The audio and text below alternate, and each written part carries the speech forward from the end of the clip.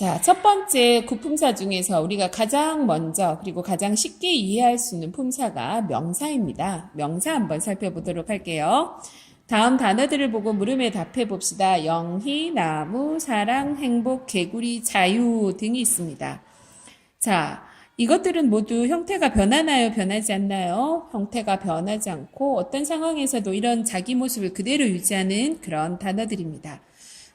그런데 여기에서 이 5개들, 6개들은 모두 공통적인 특징을 가지고 있어요. 특정한 대상의 이름을 나타낸다는 겁니다. 자, 그런데 보기에서 좀 더 구체적으로 묻고 있어요.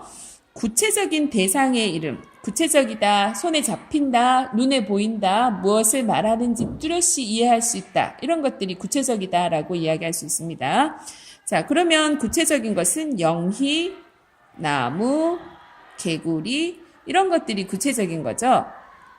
그 다음에 추상적이다라는 건 구체적이다의 상대적인 개념으로 보면 됩니다. 머릿속에 있다. 그러니까 눈에 보이거나 손에 잡히지는 않고 머릿속에 이제 담을 수 있는, 생각할 수 있는 그런 개념이다.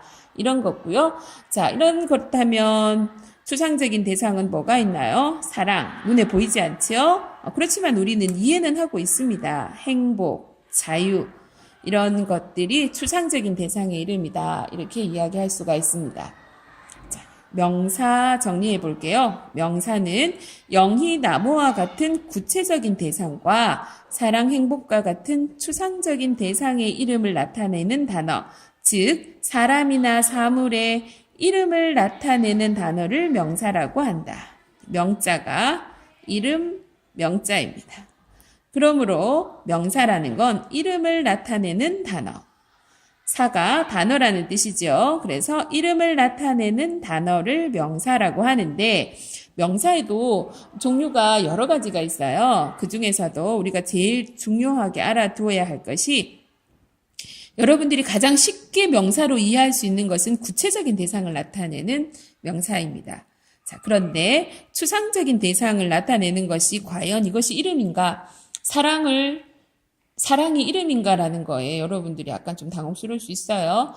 내가 널 생각하면 너무 기분 좋아지고 또 만나고 싶고 없으면 안 될 것 같은 이런 기분을, 이런 마음을 우리가 사랑이라고 이름 붙여준 거예요. 그래서 그런 상황이 되면 난 사랑에 빠졌나 봐, 사랑하고 싶어, 이런 말들을 하는 거죠. 자, 그래서 이런 것들도 이름이라고 보고 명사라고 한다는 겁니다. 이때 구체적인 대상 그리고 추상적인 대상을 모두 아우러서 명사라고 한다라는 거 잘 알아놓고요. 그 이외에도 구체적인 대상이 한 명밖에 없으면 그 하나를 가리키는 명사를 뭐 고유명사, 뭐 대한민국이라든가 이순신, 김성애 이런 같은 경우는 구체적이면서도 하나밖에 없기 때문에 고유명사 라고 하고요. 혹은 좀 굉장히 일반적으로 여러 그 그룹들을 다 아우를 수 있는 말 있죠. 학생, 학교, 나라 이런 말들은 고유명사에 비해서 이제 보통명사가 된다. 뭐 이런 것들도 알아두면 좋겠습니다. 이 고유명사나 아니냐에 따라서 여러분들 영어 시간에 뭐 이렇게 좀 다른 문법적인 장치가 있었죠. 자, 우리말에서는 이 정도만 하도록 하고요. 자, 확인 문제 여러분들이 한번 해보도록 하겠습니다. 넣고 싶은 명사를 2개 이상 써보고 친구하고 쓴 것을 한번 비교해 보세요.